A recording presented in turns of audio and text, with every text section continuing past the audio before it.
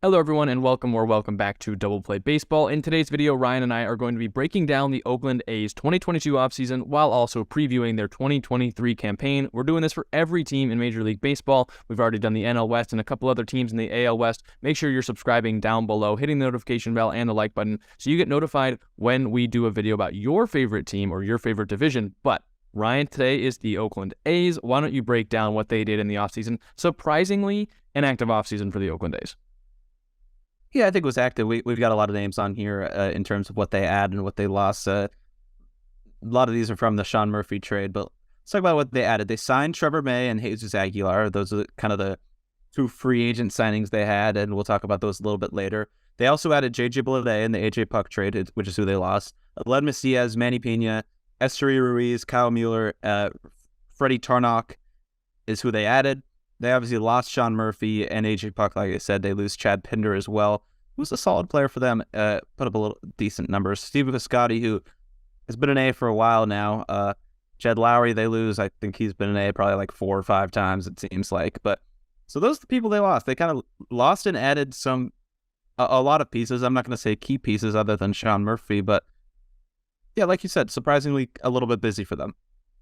Yeah, for me, if we're talking about the biggest additions, it's probably Trevor May and Jesus Aguilar, but those kind of seem like moves that maybe you're trading them at the trade deadline, so they could fetch you prospects, but that's boring. I'm not going to go with that.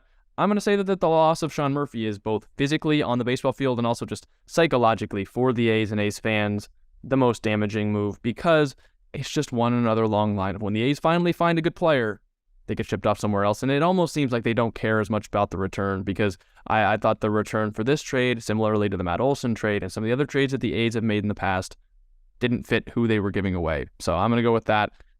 Again, this is going to be a negative episode. If you saw our Rockies episode, I put out a disclaimer that they're not all like this, but when we talk about the A's, a team that doesn't seem to want to win right now, we're not going to be very happy, and we're not going to give them very many flowers. And so I'm going to start it off real quick by just saying Sean Murphy, the loss of him is going to be big for the A's, and it's just fitting because the A's don't care. Yeah, I'm going with Sean Murphy as well, and that's obviously kind of the worst on the field loss that we sort of knew would happen. I think they'll probably continue the trend and trade Laureano next, because while they did get a solid return on paper maybe for Sean Murphy, I don't really think they add any future stars, which is kind of what they need to turn around the direction of a rebuild. You can't just trade your star players for like 5 okay players and expect to be good in a few years. So it could be about how you develop them, but I don't know if they get like any key pieces like you said, and any big prospects in any of those trades. So I think they'll probably continue the trend of trading all their players, and obviously loss of Sean Murphy hurts, and didn't love the return.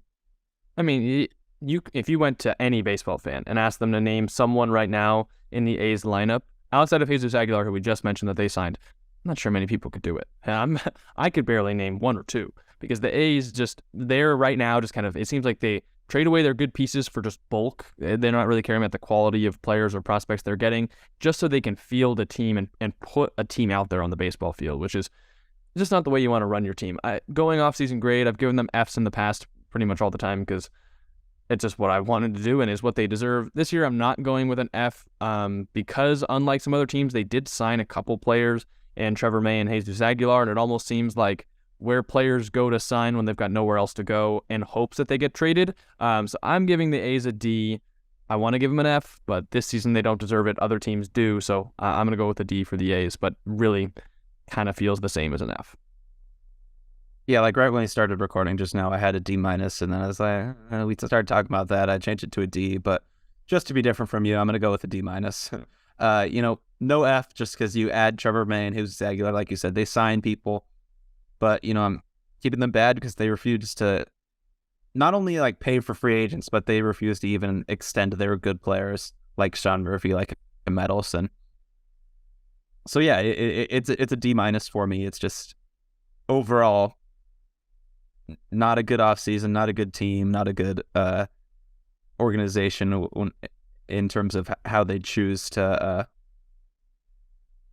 go about their homegrown stars, is what I'll say, in my opinion.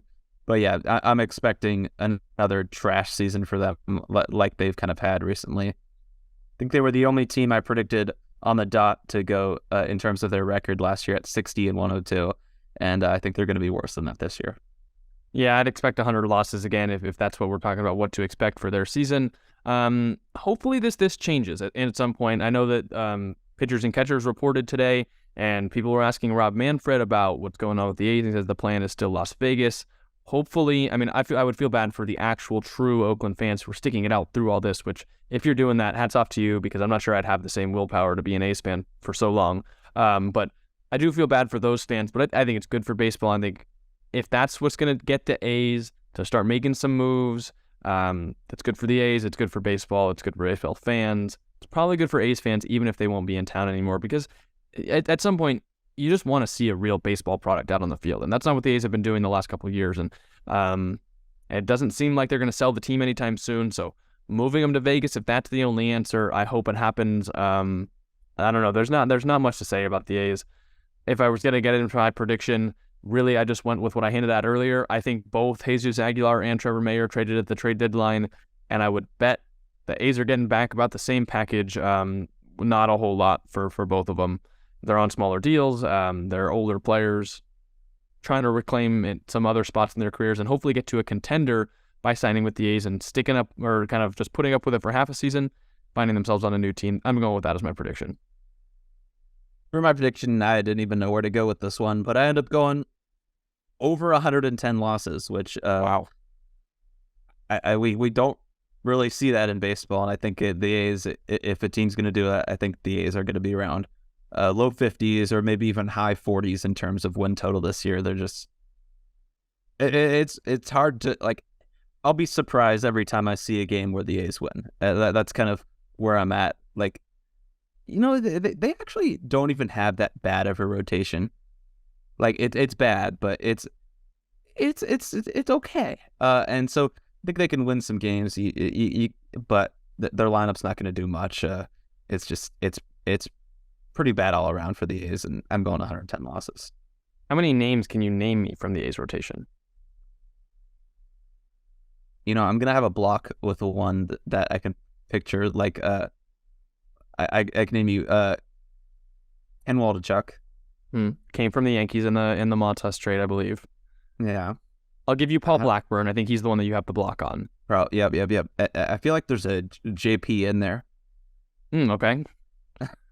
I think it's JP Sears. I feel like that's a name that I remember from that same Waldichuk Montas trade. But there's three of the guys that you say make an okay rotation for the A's. It's okay. I like it's. Are you looking at your phone? I just looked it up. So I'm gonna see who I actually know here if this wants to load. But what I'm getting at is I don't think the A's have an okay rotation. No, I wasn't saying it's like okay in terms of like good okay. I think it was like it's not lineup bad. I guess the only thing I would say is that it's not the worst part of their team. But then you forgot about your boy. I did, yes, James Caprillion, family friend. And then who's also been up and down the last couple of years. They also have Drew Rusinski. Oh yeah, forgot about my boy Drew. They only have 4 people listed on here. So Paul Blackburn, Ken Waldichuk, Caprillion, and Rusinski.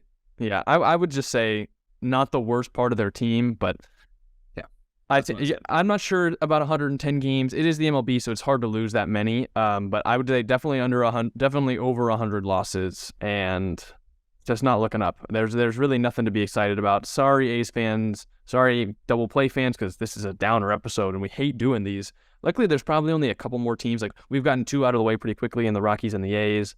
There's going to be some divisions where there aren't one of these, which we're looking forward to. But sorry, A's fans, this is just not fun for you, I'm sure. Yeah, A's fans, let us know down below if you're here.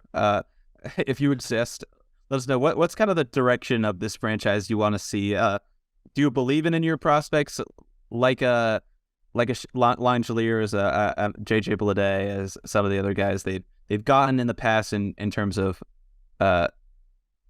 return for these trade pieces that they kind of trade away their stars? Do you like any of their prospects that they currently have? Like, is there a future for this? But comment down below what you think about the A's and their 2023 season. And make sure you give this video a like, subscribe to stick around. Maybe so you can see some of your other players like a Braves who now have 2 of your former stars. Stick around to see their season preview. We're going to be doing these for all 30 teams. So make sure you subscribe and stick along for that. Make sure you see your favorite team if you're not an A's fan and for some reason are watching the A's season preview. Make sure you subscribe. And we've been Double Play. Peace out.